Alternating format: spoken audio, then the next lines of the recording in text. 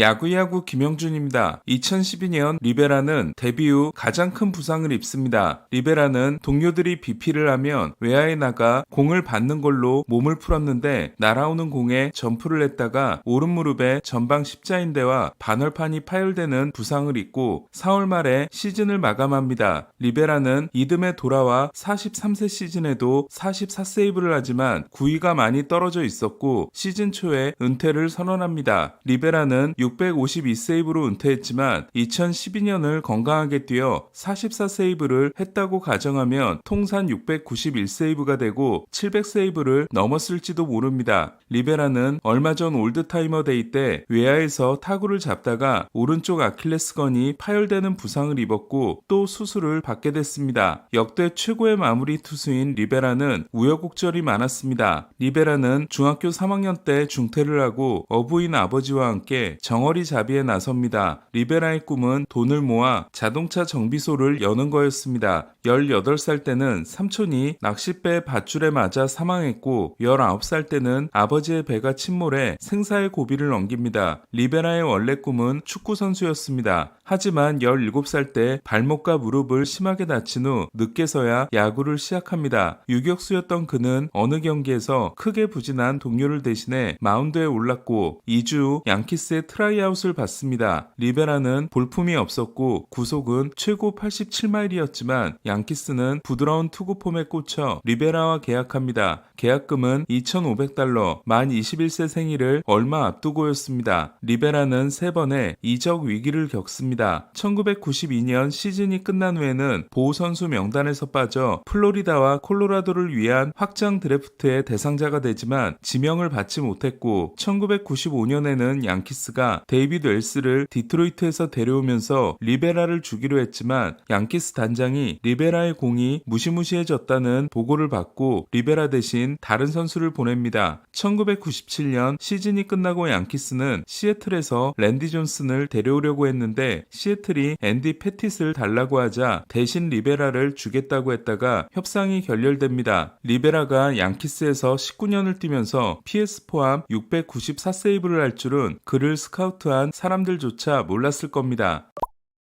통산 601세이브로 리베라에 이어 역대 2위인 호프먼도 파란만장했습니다. 호프먼은 태어난 지 6주 만에 왼쪽 신장이 기능을 멈췄고 6살 때 제거하는 수술을 받습니다. 호프먼은 이 때문에 다른 꼬마들과 달리 미식축구를 하지 못하게 됩니다. 유격수였던 호프먼은 11라운드 지명을 받았고 입단 보너스로 $3,000를 받습니다. 호프먼은 이후 투수로 전향했고 리베라가 선택받지 못한 확장 드래프트에서 플로리다의 선택을 받습니다. 1993년 6월 플로리다는 샌디에고에서 게리 셰필드를 데려오면서 호프먼을 보냈고 호프먼은 지옥의 종소리가 됩니다. 호프먼은 1994년에 어깨 수술을 받고 강속구를 잃었는데 생존을 위해 배운 판볼이 그를 최고의 마무리로 만들어줍니다. 원래 야수였으며 정어리를 잡다가 난파당할 뻔한 리베라와 신장 하나로 18년을 뛴 호프먼처럼 생명의 위기를 넘긴 마무리가 있습니다. 켈리 젠슨입니다. 원래 유격수였던 젠슨은 안드렐턴 시몬스를 만난 후 3루수가 됐고 다저스와 포수 계약을 맺습니다. 네덜란드령 퀴라소 출신인 그는 2009년 WBC에 포수로 출전해 네덜란드가 도미니카를 잡은 경기에서 윌리 타베라스의 도루를 막지만 방망이 문제가 심각했고 투수로 전향합니다. 젠슨은 2017년 대회에는 투수로 참가해 WBC에 포수와 투수로 모두 참가한 진기한 기록을 세우게 됩니다. 젠슨은 리베라의 불펜 포수였던 마이크 보젤로에게서 커터를 배웠고 정상급의 마무리가 됩니다. 하지만 얼마 지나지 않아 큰 위기가 찾아옵니다. 2012년 젠슨은 마무리로 첫 시즌을 보내지만 심장 부정맥 증상을 보였고 시즌 후 수술을 받습니다. 다저스는 젠슨이 돌아오지 못할 걸 걱정해 브랜든 리그와 재계약을 했다가 낭패를 보게 됩니다. 젠슨은 고지대에서 심장 박동이 이상하게 뛰는 걸 느꼈고 쿠어스필드 등판을 꺼리게 됩니다. 그로부터 6년 후 젠슨은 다시 심장에 문제가 일어났고 두 번째 심장 수술을 받습니다. 이때까지만 해도 젠슨이 이렇게 롱런할 줄은 몰랐습니다. 5년 계약이 종료된 후 다저스는 젠슨을 잡지 않았고 젠슨은 2022년 애틀란타, 2023년과 2024년 보스턴에 이어 올 시즌에 앞서서는 에인절스와 1년 $1,000만 계약을 맺습니다.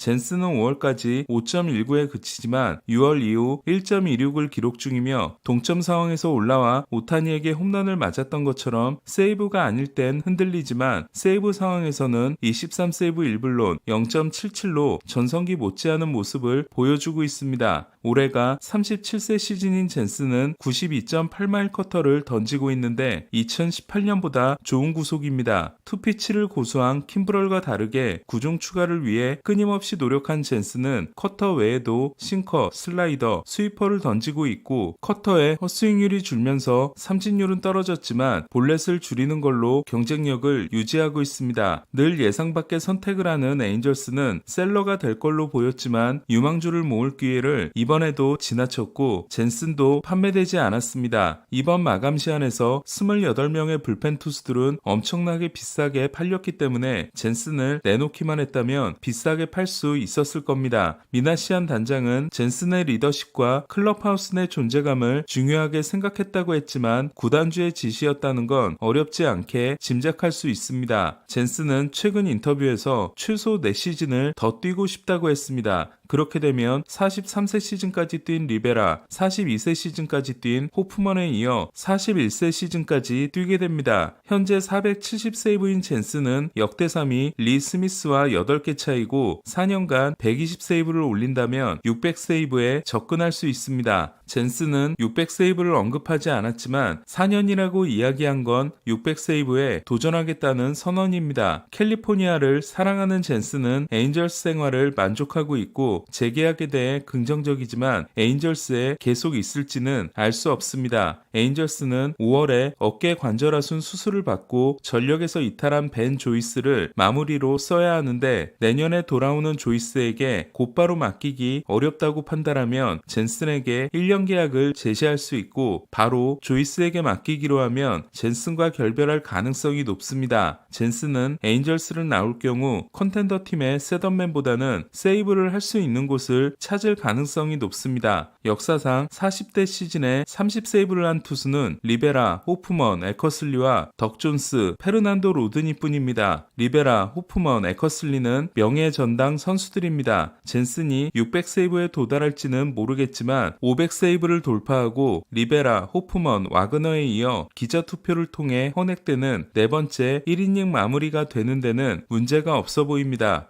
토론토는 3차전을 승리하고 컵스 상대 위닝에 성공했습니다. 슈어저는 앞선 2경기 6이닝 5K 1실점 승리와 6이닝 5K 1실점 패전에 이어 7이닝 1피 홈런 1실점 역투로 2대1 승리를 이끌었습니다. 10경기 3승 2패 3.83인 슈어저는 6경기 5.14 후 4경기 2.42이며 7이닝, 6이닝, 6이닝, 7이닝을 던졌습니다. 첫 경기에서 91.9마일이었던 구속도 점점 오르고 있어 최근에는 11승 5패 2.29를 기록했던 2022년과 비슷합니다. 앞선 4경기가 94.0마일이었던 슈어저는 오늘도 93.9마일을 기록했고 포시머 스윙 6번이 있었습니다. 슈어저와 1년 1,550만 달러에 계약한 토론토는 쉐인 비버가 마지막 리앱을 앞두고 있습니다. 부시가 솔로홈런을 치고 게레로가 보이드를 상대로 투런을 치면서 7이닝 2실점 패전을 아는 보이드는 11승 6패 2.46이 됐습니다. 112경기 16홈런이었던 게레로는 쿠어스필드에서 홈런이 터지기 시작한 후 8경기 4홈런입니다. 슈나이더는 오웬 케이시의 데뷔 첫 안타를 훔쳤습니다. 오늘 소식은 여기까지입니다. 야구야구 김영준이었습니다.